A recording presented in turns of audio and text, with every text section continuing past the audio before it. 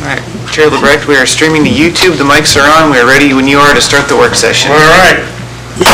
Calling to order the January 15th, 2026 Historic Preservation Commission work session today. Welcome, everyone. Thank you for making it here, especially given the current conditions of our weather and so on. I appreciate all of your time and attention. We're going to start off today with a presentation from Danny Munich. He's the Director of Community Development, who will be doing a presentation for us today. Turning it over to you, Danny. Welcome. All right, thank you all. It'll be kind of a short presentation and hopefully just a little bit of a discussion to get some input from this commission on the city's updated comprehensive plan. But I'll kind of give a brief overview of the process. We were here at one of your meetings probably over a year ago when we started to update the comprehensive plan, and our goal at that time was to educate the public about what a comprehensive plan is. It's important for the city as a visionary document to kind of help set policies and goals and action items for the next 10-ish years. And then through that process of meeting with community organizations, boards, commissions, we're hoping to kind of spread the word about a survey that we had available, actually 4 surveys that we had available out to the public, as well as a few town halls that we had last winter to engage the public. And so those 4 surveys, when we were kind of comparing or researching other comprehensive plans, we really liked the models of plans that looked at their towns as a people, place, and economy. And so that's how we broke down our surveys. We had an overarching vision survey, kind of asking people what is their vision of Seward, and then we kind of broke down the other 3 surveys to those people. We had a quality of life survey, place, our land use survey, and then an economic development survey for the economy section. And when we did the town halls, we were able to present some of the preliminary data from the surveys because they hadn't closed yet, and kind of ask the public some more specific questions. And we put together 2 reports that compiled all the data, and then with those 2 reports, we put together a very detailed presentation that we don't have time for the whole thing this evening, but we did the whole presentation at the October 21st Planning and Zoning Commission work session. So if anyone's interested in viewing the work session, it's on YouTube. The presentation was about an hour long and full with some really good conversation afterwards. But yeah, my goal tonight is to maybe just kind of share a little bit of the vision side of the results we've seen from the public, and then highlight a certain slide that we had I think is related to your commission, and then get the commission's input on what you would like to see reflected in the city's comprehensive plan. The current comprehensive plan is a good number of bullets related to historic preservation. Some of them are very broad, for example, encourage historic conservation and preservation in our city. And we're happy to have broad goals in the comprehensive plan, but it'd be nice for those of you who work in that realm, what does that mean for you? Because the comprehensive plans that also we've been researching are really good about having a tiered system of overarching goals to help them meet their vision, what policies you can implement to help reach those goals, and then what are your action items. We really want to, and you kind of get into a more strategic plan type thing with those action items, and we like that model because I think historically towns have used comprehensive plans as this big document, but then it sits on a shelf for 10 years, and we kind of want to treat it more like a living document where, yeah, maybe those goals and policies are more long-term, but what are those action plans that we're looking to check off that we can review every couple of years, and then replace them with new action items, and then put the ones that we've done in a different section of the comprehensive plan to show that, hey, this is what we've done to kind of help achieve that vision. And so yeah, so I'll kind of just run through the slides here. So like I said, we had 4 surveys open for 8 months. We had 1,200 respondents amongst the 4 surveys, 66 questions asked in total, and we did 3 community workshops. We had roughly 100 community members attend those 3 work sessions. And I think my battery's dead or something.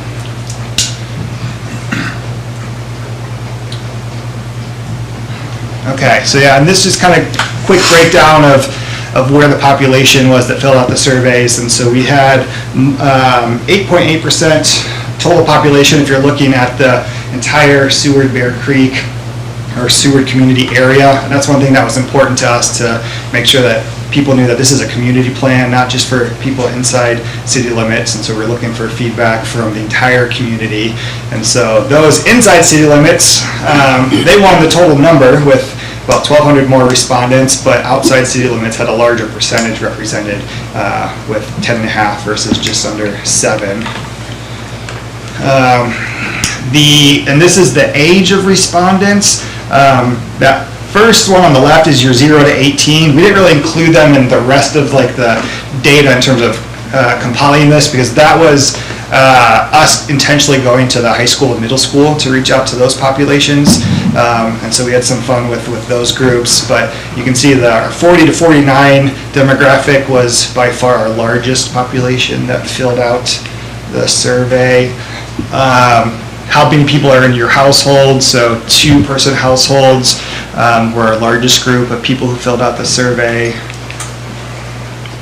And then these were the questions that we asked on that vision survey. And so we'll kind of run through them here, so we don't need to read them on this slide. But when you think of Seward, what are the words that come to mind the most? And the bigger the word, the more commonly it was used. And it was an open-ended question, so we had to go in and kind of like tally ourselves. But yeah, beautiful, friendly, outdoorsy, community, small, expensive, touristy. But one thing we enjoy about reading these, even going down to the small ones, like by far the majority of these words have like a positive connotation to them. And so there's words like cliquey, again, expensive, touristy, which can have a negative connotation, but for the most part, like the public was, when they think of Seward, they think of positive things that come to mind. This was another open-ended question. So what do you think makes up Seward's identity if you're thinking of different community organizations and or events? And so I'll just hit on the left column, as those were the ones highlighted the most. And not surprisingly, we had 4th of July events and Mount Marathon race came in first. And then when we compiled all the different answers related to the arts, that was our second largest group. And so this town really views Seward as an arts town.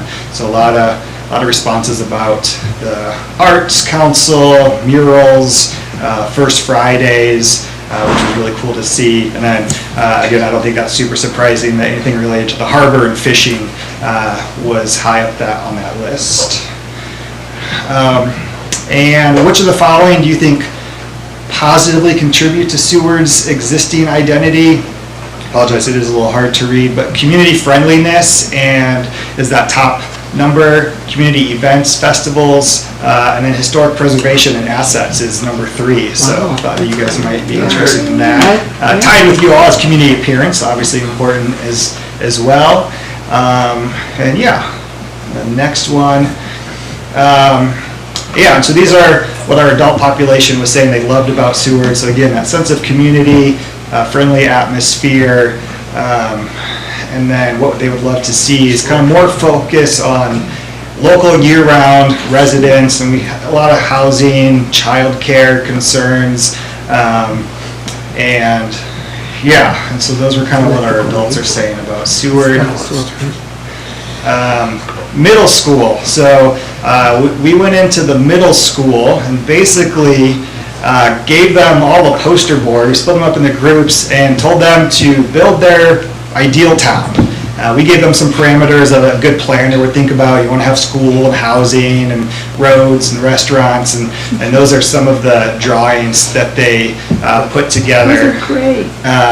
But yeah, kind of got them in that mindset of what they want their town to look at. And kind of when they were halfway through the project, we throw some curveballs at them. We're like, well, your town's coming together in a way that people want to come visit. So now you've got a lot of tourists coming, so you need an extra hotel. Where are you going to put that? And then we told them that there is a factory that's coming to town, and it's kind of 50-50. The town, half the town's okay with it, half the town's not, but it got approved. So where are you going to put that factory? And you can see on that left one, like right in the bottom left-hand corner, which was a common thing. And then as more people are visiting your town because of tourism, you need more housing. So you have to add housing to what you've already developed in your town. And so those were some prompts that we gave them. So these were just 2 of the poster boards we put up from the middle school.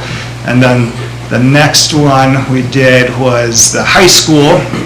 And then things that they loved is, again, natural beauty, small town feel, access to hiking trails, and what they would love to see. Our younger ones, they like those fast food restaurants. I don't think that's ever going to happen here, but more indoor recreation, entertainment, bigger downtown, better weather, more teen centers, and then the next slide kind of shows you just the same thing, a couple of the drawings that the high schoolers did. Again, that left one, there's not only is a factory in that bottom left corner, but there's a big chasm between the rest of the town and the factory. And that one on the right is kind of a circular design town, so the creativity was kind of cool to see. Yeah. And we told them that it didn't have to be sewered. Like they, think about natural features if you want them in your town, but pretty much all of them had some sort of kind of natural water mountain feature to it as well, because I think our students really do appreciate that about Seward. And then these are from the workshops that we did, and so some of the takeaways are, again, limited access to resources and services, so it's been hard on people to lose the lumber and hardware, childcare, affordable housing is a big concern here, high cost of living, school system, seasonal tourism, seasonal economy, and then I think we had do we have another slide or two? Yeah, what do you value most about living in Seward? Access. And that was a big one across all the surveys, is like people really value their access to nature, not just the nature itself, but the having the access to it, that small, quiet, safe feeling, strong sense of neighborliness, friendliness, and I think one more. And then what do you want Seward to look like 10 years from now? Again, strong education system, a year-round economy, which is kind of a framework of this comprehensive plan is finding the balance. How do you find the balance between a vibrant year-round community that still benefits from a busy summer visitor season, and what does that look like so that you do have affordable housing, you still have that small town feel, more local amenities. And then, Jamie, if you want to jump to slide 40. And so, these are, again, the October 21st work session in P&Z. We'll have this whole presentation, or we do have the presentation that people, if they're watching on YouTube now, want to look it over. It's on our website. We do have a whole page for the comprehensive plan that has all this information on there. So go back, Jamie, to the beginning of the land use.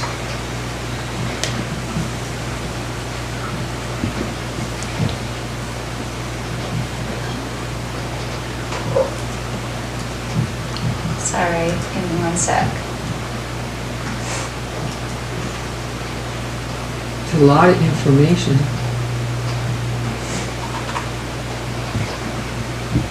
Yeah, I think it's that There we one. go. And so this question was, I would support additional restrictions in code to conserve. And so the green is environmentally significant areas of Seward, and the orange is the historically significant areas of Seward. And so you see a pretty high number of people that agree versus disagree with that statement. And so obviously the historic preservation is important to this town, a big part of the work that you do.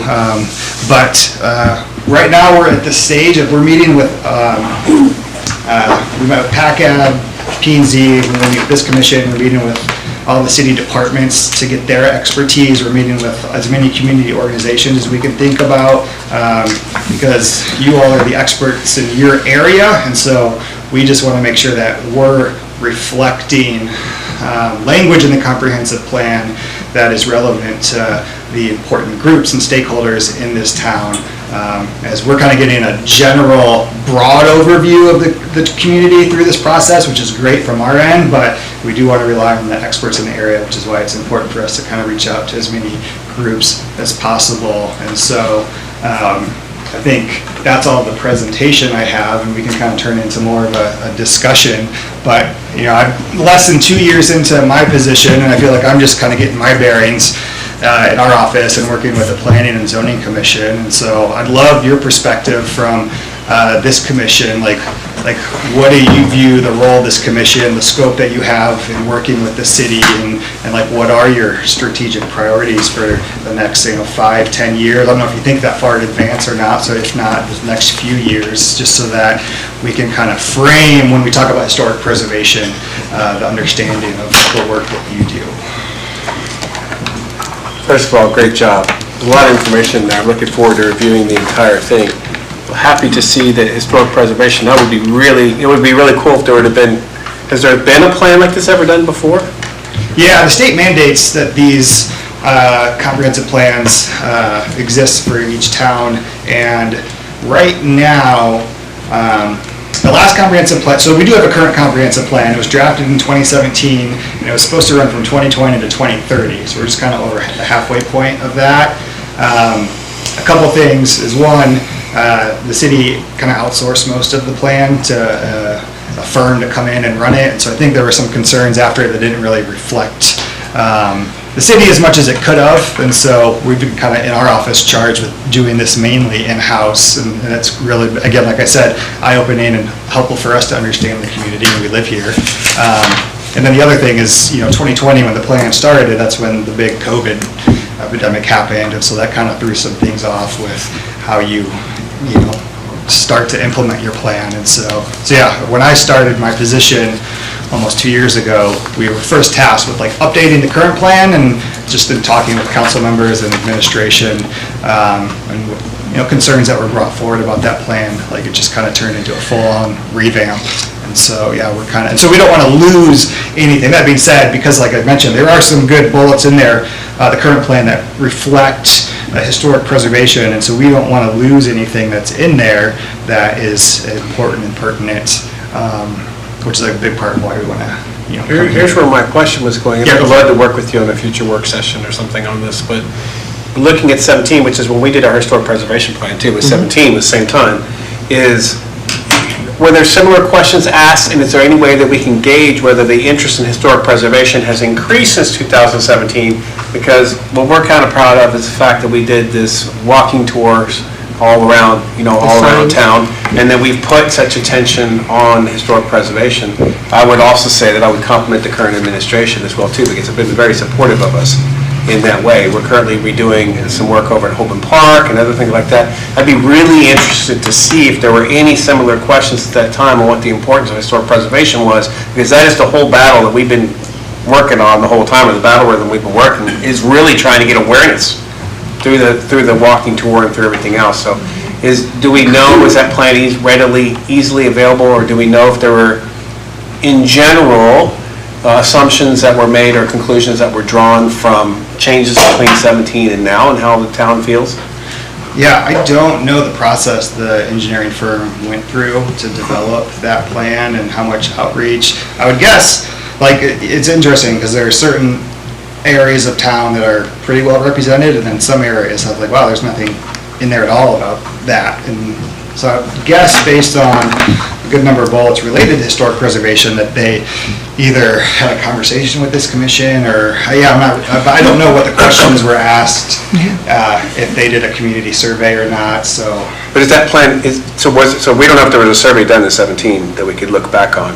Correct. There were just some conclusions that were made, but we don't know if there were. Okay, so that's interesting. So I'll defer the rest of the commissioners to ask whatever questions they have. But a point I wanted to make, how we could work together, is that we very much, in the time that I've been on the commission, and most of us have been on the commission, we very much, part of our contention was, not only is historic preservation important for the sake of historic preservation, but there's an economic side to it too. It will bring visitors. The preservation of the homes, the preservation of the parks, the preservation of those things that are historic will bring more interest. Not only pride locally, will bring more interest, will bring people from the outside, will help the economy. And so it's interesting to parallel that against what you have here, what's important to people, which a lot of it seems to be quality of life, access to things, and so on. But there is some interest in historic preservation and in preserving this town. It would be really interesting to now take that and look at our plan at some point. So I'll be quiet now, but see what else other folks have to say, but it seems in line with what we've been doing. I was really, really happy to see that it's number 3 of why people live in this town, which was fantastic. Plus, I was really happy to see that the majority of people would support regulations to help preserve. And to me, that says all the efforts we've made to educate people about the importance of historic preservation, benefits to our community through the walking tour and Facebook page and all the other stuff is working. One of the Why things, would that be? one of the things about the walking tour, and this was something I know you talked about, Tongi, was we put out a letter with 75 respondents who wanted a sign in front of their house. Really surprised that was that many, and we still have people contacting us, when can they get a sign? But we had to winnow it down based on the grant money we had. But the side effect of that, which was I thought was real interesting, is people who were not on the walking tour started fixing up their properties. So the walking tour, these are kinds of observations. We're real surprised that people who did have historic properties suddenly realized there was some value in that, and so they painted them. I think there's a young man, Matt, and he specializes in historic properties in terms of paints. I know he painted Heritage Coastal, and he painted the house next door to me. So it seems to me, and I was real shocked that it was at number 3, because we felt like we were salmon swimming upstream, that nobody really valued the history. We kind of dug in and didn't yield. But that was really interesting to me. I think there is a lot of interest in the historic buildings. At one point, we put together some guidelines, and we wanted to make them guidelines so that people basically, like if you're in a historic property, you'll find that vertical windows are usually what's done. They don't do horizontal in those days. And so there's just some guidelines that we wanted to put out if you have a historic property and you're planning to refurbish it. The other thing I was going to point out, and then I'll be quiet, was I have some friends that have sailboat tour companies, in the harbor, Randy and Deborah and Kate and Nate. And I've been on the sailboats with them, and I'll tell you what, I talk about the walking tour, and I really promote it, but I tell them pick a house, I could probably tell you about it. And that is really like a plus. People wanted to tip me. Give me a tip. But the thing of it is, people who come, and I think even local folks, very interested in the fact that Seward has a well-preserved slate of historic properties. My favorite one is right next to you, Art. You know the one next to you? Dutch Endless House? It's kind of in bad shape, needs to be fixed up. I want to know how she had it moved from the line next to the Harrison Bank manager's house. I want to know how she did that in the 30s. She was a well-known madam. So, anyway, but I'm really shocked and pleased that I think we have made some inroads over the last few years on appreciating the history.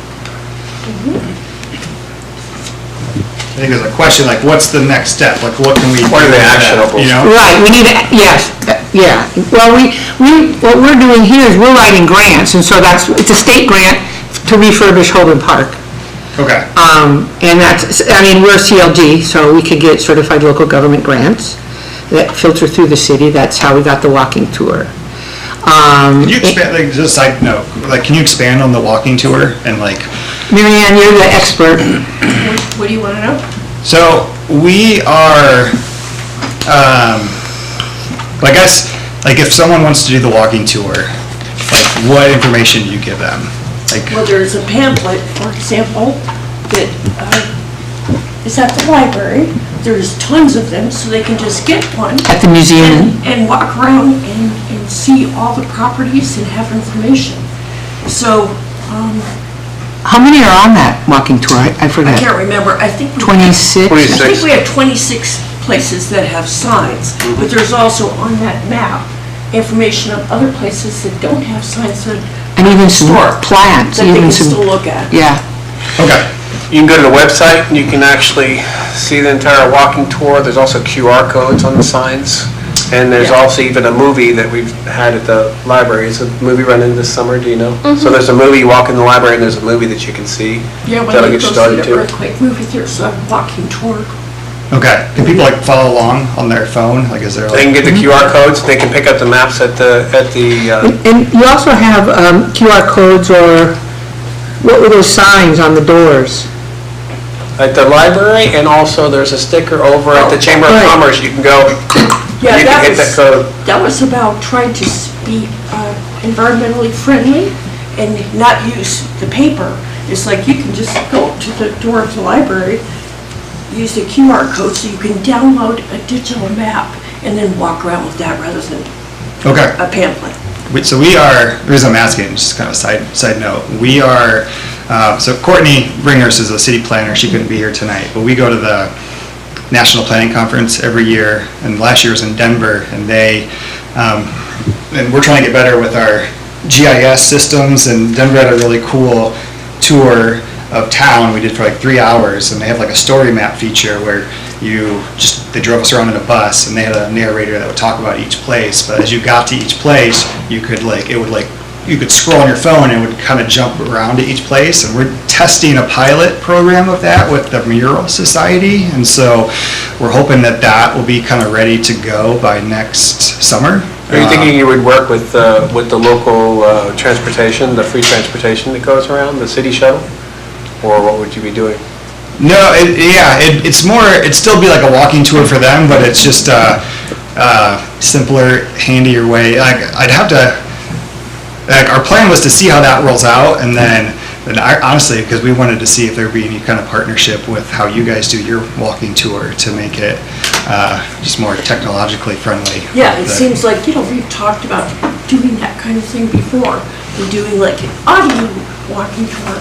So it seems like there's all kinds of opportunities to create something digitally where you can pull up the property and somebody would read the history to you. It's on the sign. So for people that basically aren't out walking, maybe they can't, they can still do the walking tour and learn about it.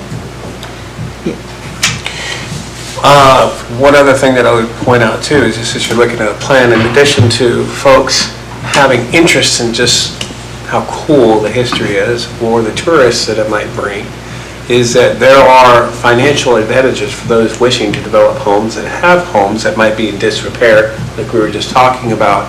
Well, we don't know what the future is for national park funding and so on. There's funding right now, like for Hope and Park, like we're doing with the certified local government grant, but there is funding for individual homes and individuals wishing to, take care of their house and update their house.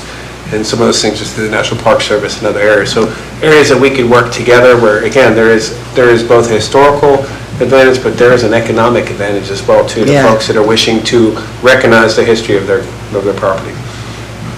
Yeah, well, you mentioned that earlier, and so I was wondering if you, as a commission, could expand on that. Like if Seward were to take advantage of the economic options available with historic preservation, like what does that look like?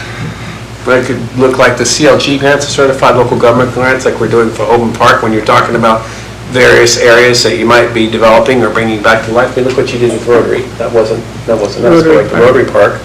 So there are different organizations in addition to us, like Rotary, who are interested in creating those more play spaces, those more gathering spots, all those kind of things. There are different organizations in town that are willing to get involved in that. From a historic preservation standpoint, it can be an advantage to individuals that are wishing to preserve their homes, which then may be open to the public for public events and things like that as well too. Okay.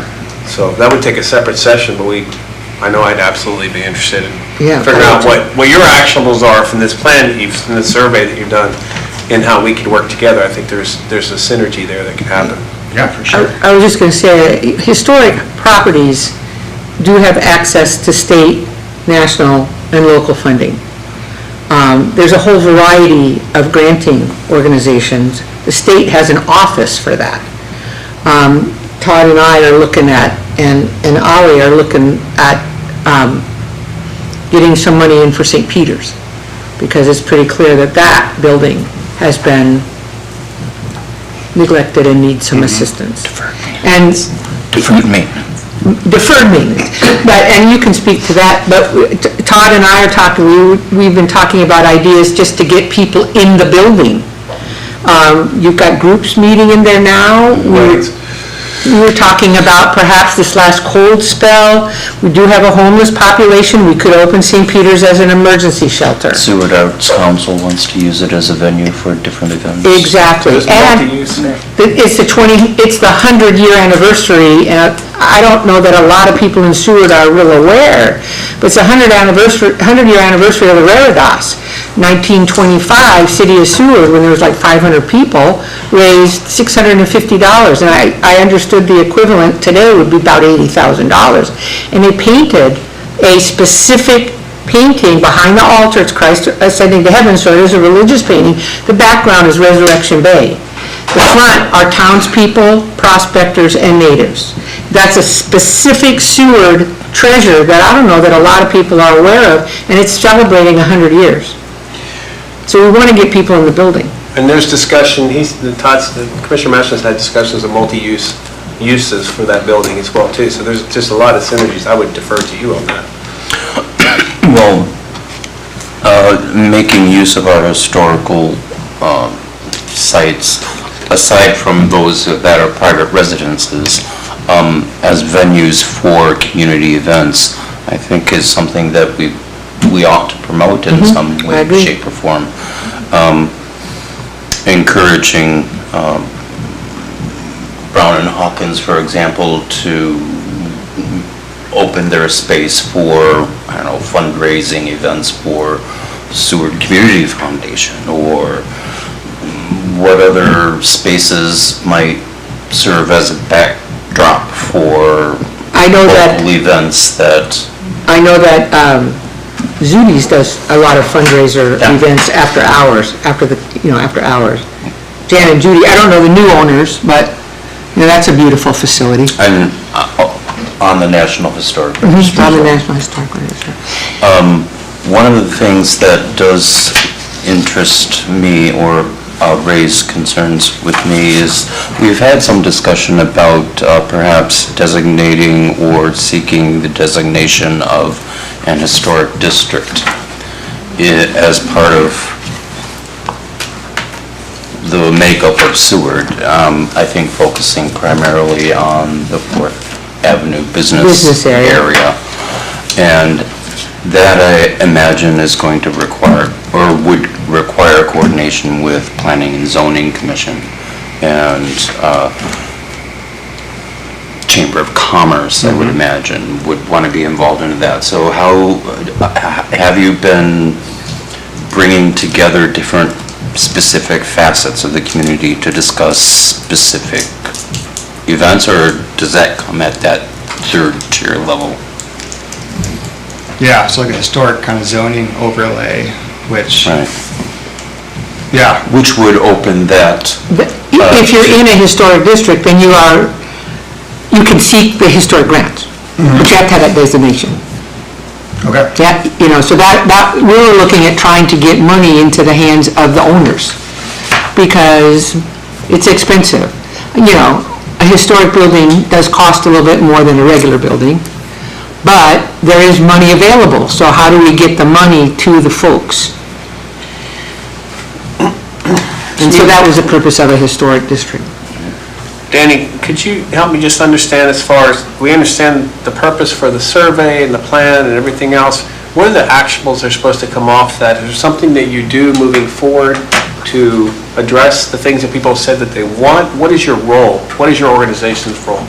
So our office was tasked with updating, basically revamping the plan, and we'll end up drafting it, but we don't want to view ourselves as like the authors of the plan, but more the facilitators who are kind of putting it together. And so we're basically taking the survey results, the town hall results, these types of meetings, city department meetings, and we'll at some point kind of get all this information together and draft, essentially draft, like, hey, based on all the different facets of the community, like, this is the community's vision. These are the goals that the community sees. Goals and So, objectives kind of what are- things. These are some policies that we can implement to achieve those goals, and then these are some of the actionable items that we can do within those policies.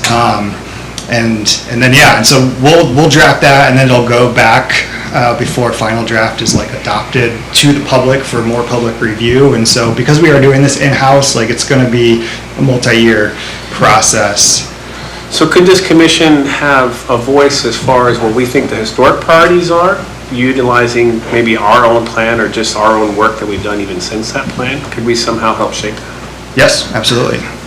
Yeah, and that's kind of why we're here, is to, you're the experts on historic preservation more than I am, and so I'd rather that language come from this body than our office, and so. I'd like to see that happen sooner than later, so it doesn't die on the vine, because you said it's a multi-year thing. So, thank you, great work. Yeah. I'm kind of curious. I used to work for the Forest Service, and everything we did was guided by the forest plan, which was also like a 10-year thing. And one of the things that always was coming up was like the plan would say, here's the things that you have to do, or the things that would be nice for you to do.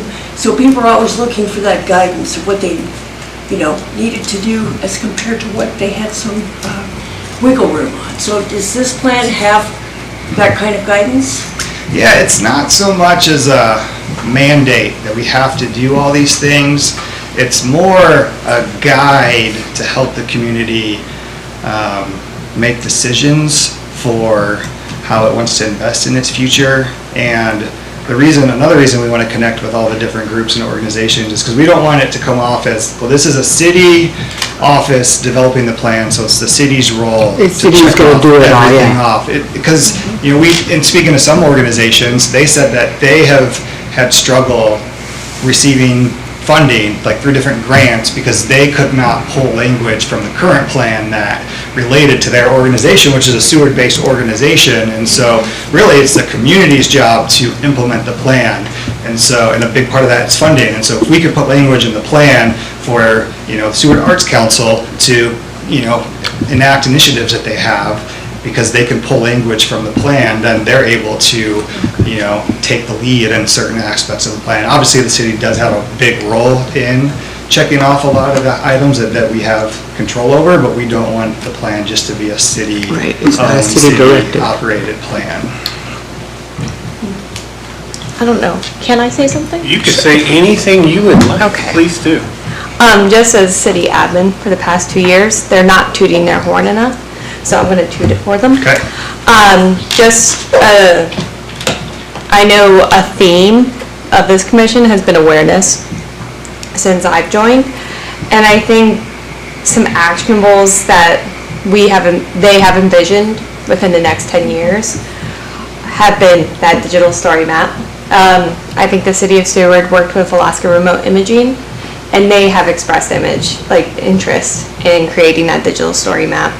I know there's other towns such as Juneau that are trying to do that, all through different apps. So I know the state is very much even Kodiak, they've just established a new historical preservation commission. They're looking into doing this digital story map. So that's really popular, and I definitely think you guys should look further into that. Additionally, this commission has talked about potentially within the next 10 years adding more properties to the National Register of Historic Places.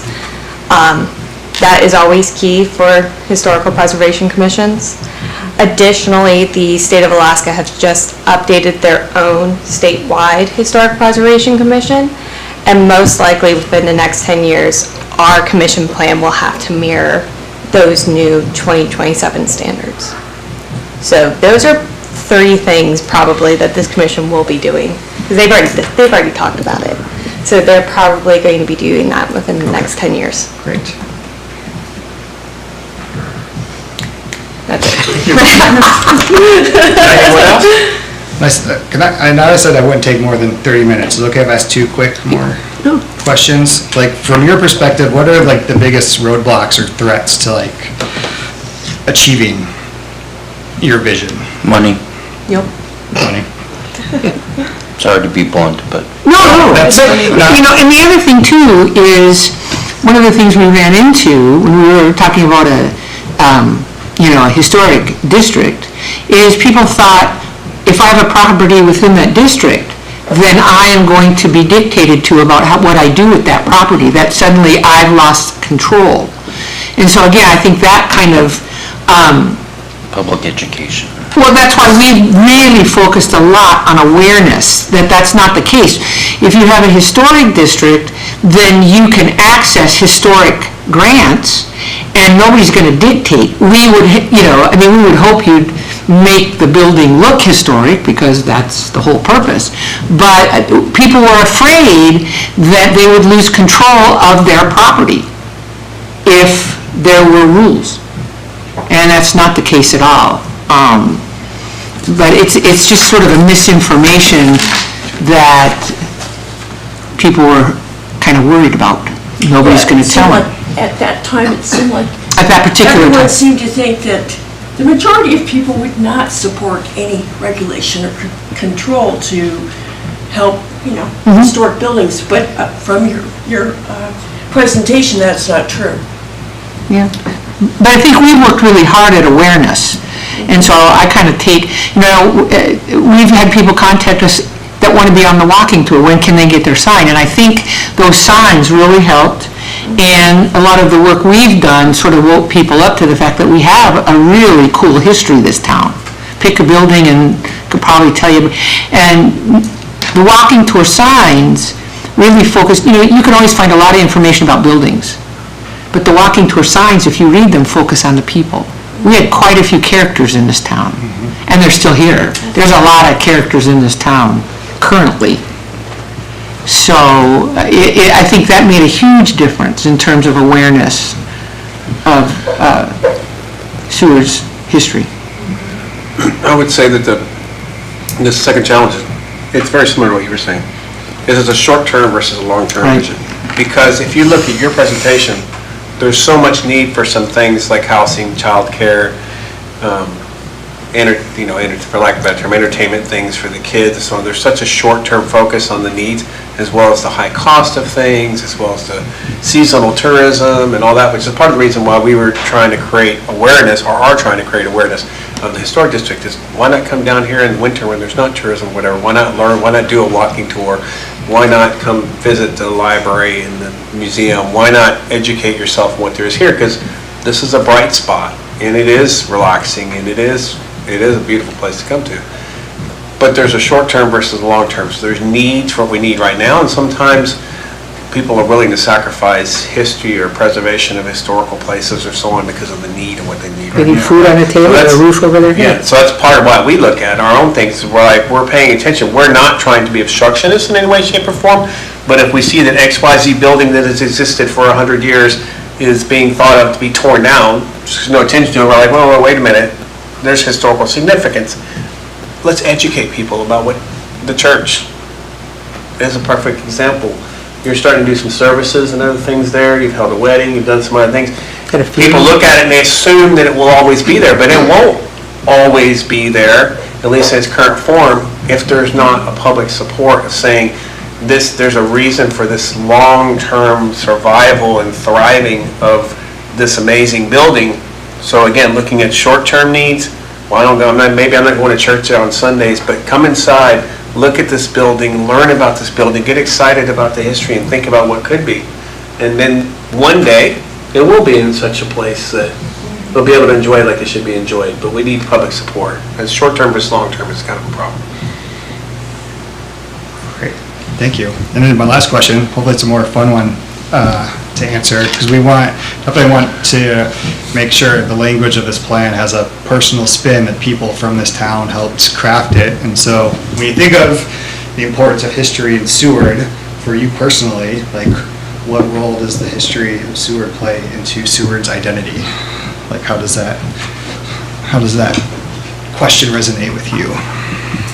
I think about, personally, the reason I moved here is because I come to visit as a tourist and went to Resurrect Art Coffee House. And just the atmosphere of that place kept drawing me back. And I would think about that place and be like, I love that. I love Seward. I want to live there. But it was a historic building and the atmosphere of that place and just the atmosphere of the town that drew me. So if the history wasn't here, I don't think I would have felt like that. That and also the artistic flavor of this town, which was number 2, I think. So both of those things were what drew me. I'm not sure I understood your question, but I think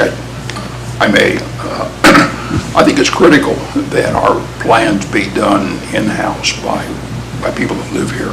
It should be our plan and not something that an outside consultant prepared for us that has no, so it's, yeah. Yeah. So, anyway, I really support in-house work. Okay, thank you. The history is living. If you go and you read the walking tour signs, and if you go and you look at the histories of the people, you can really see the influence of the people that were originally in this town just by spending a little bit of time on learning the history. Like the story you mentioned earlier about the madam. Oh, yeah, Dutch Emma. She also had a roadhouse out of Bearley. Yeah, my own house. So the cable house. Come inside. Come see. You can see the pictures of the people who are being there. You can see the decor that the site will still remind you of the 1910, 1920s. Any of these homes, these historic homes that you see, you go in and you read the stories about the people and you read what happened there, and it brings together to you the whole fabric of the town. It makes you think, oh, I didn't know that. Go stand down by the flume, down by the water, and realize that the water used to run, not at that waterfall, but it used to run right through the middle of town. Jefferson Ave. Right through the avenue, and see the leftover of that and what's left of that, and read the story of it and think, oh my gosh, that's what that was at one time. Go and think about the area where the Prohibition or stuff was. Oh, Homebrew Alley? Go to Homebrew Alley and go read the stuff Homebrew Alley and realize what went on there from the, read the stories about how the upstairs of the Brown and Hawkins, if you go up there, you can see where the lodging is. There's the old ballroom. That's where people went to dance Saturday nights. Read about the fact that Tuesday night used to be bath night, so that's the night that everybody went to go to the dances down or whatever when the new ships pulled in. So read about the history of the town, and it gives you a certain pride, and it brings together the fabric of all the different homes into one. And so I think that's important for people to realize that these aren't just old houses or old properties. There's a real life to them. Walk around, see the walking tour or whatever, and you'll think about that painting that's over at the Episcopal Church. You'll think about these things, and you'll understand that really these people that were the history and the fabric of Seward are still here. They're still, their whole persona is still here in these buildings. Well, we're part of the history now, and you can make that connection. Yeah. It's pretty cool. In addition to historic preservation, I've had a long interest in cultural and ethnic history and cultures, and it's important for us, I think, to remember that there was this history before Seward was established here, and that the native population is still very much part of this community.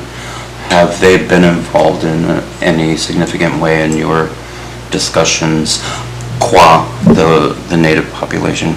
Yeah, we're meeting with Dolly Wiles from Katuchak next week. And then we've had a conversation with the Chugach Regional Resources Commission. And so yeah, we definitely want them to be part of this process as well. Awesome. Thank you. Yeah, thank you. Thank you for your time. All right. Any other questions, commissioners? I'm sure we'll come up with probably good ideas for collaboration. Yes. After this meeting, so just come and talk to you and see what we can do. It's a worker, this is a group that works. Yeah, good. Director Munich, if we could be of assistance in any way, thank you. Yeah. I think there's a definite symbiotic relationship here. We can help one another. So Okay. thank you. Great, yep, thank you for your time. Thank you for including us.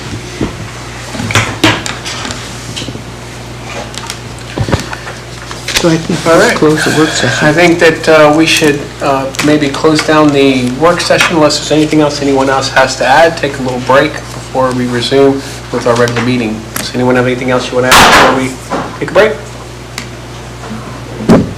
All right, taking us into pause now, ending the work session for today. Thank you.